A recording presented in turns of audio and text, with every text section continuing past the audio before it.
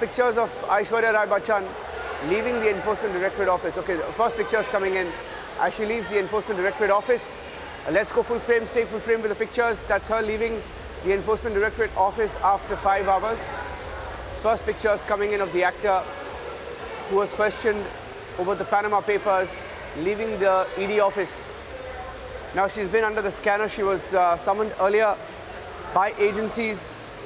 Aishwarya Rai was summoned over a FEMA case.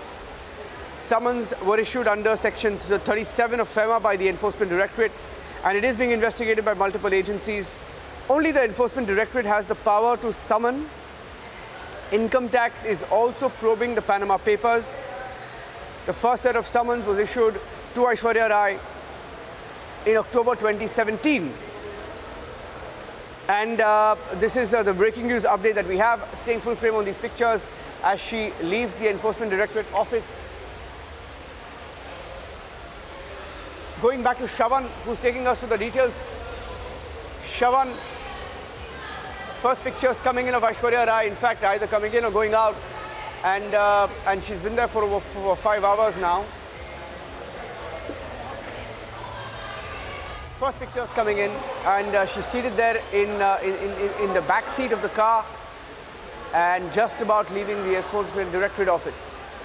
Exclusive pictures on Republic TV. The clearest shot of her, the pictures coming in of her leaving. Let's stay full frame on these shots, please, so that we can remove the bottom super and we'll stay on the full frame pictures coming in. That's a full frame shot of Aishwarya Rai leaving the Enforcement Directorate office. I'll go back to Shravan the moment I have him live with us once again. And she has left after over 5 hours of questioning. She is leaving there after nearly 5 hours of questioning, and she's been questioned over the Panama Papers, and we have the full details of what she was likely quizzed over. Some of the details of the Panama Papers vis-a-vis Aishwarya Rai being that she was perhaps linked to one of these offshore companies and was also a director at Mossack Fonseca. And this company, we are told, was registered in the British Virgin Islands. The company reportedly registered an agent of Amic Partners Limited. Was incorporated as an international company on the 28th of October 2004. So several details being looked into by the Enforcement Directorate. Shravan will have the full details, so let me go across to him straight up. Shravan, take us through the full details.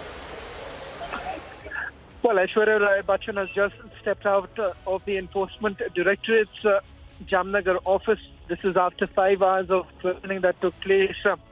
She was summoned in the Panama Papers, in which her name had figured pertaining to a company in which she has essentially been linked. It's an offshore-based company, as the Rajan we were pointing out earlier, a company that was incorporated in the year May 2005.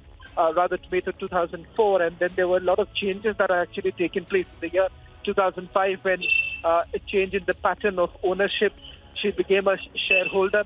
Apart from that, her father and brother have also part of this particular company. Now, what really is the problem? Many would ask as far as having a company abroad or an offshore company. To begin with, if at all there is no, sort of a movement or that is basically informed to the RBI, then there is a high possibility that one would essentially look at this matter as a suspected case of tax evasion to begin with.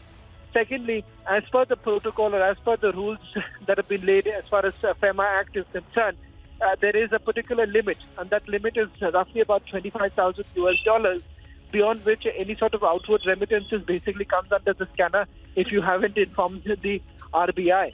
Now, it is suspected that a similar sort of a thing perhaps could have taken place as far as this case is concerned, and that could be one of the reasons why she's being called in for questioning.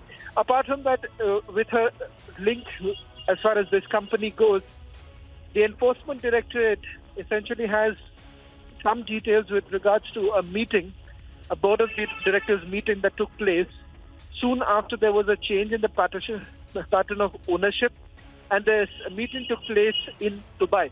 And thereafter, in 2008, this company folded up.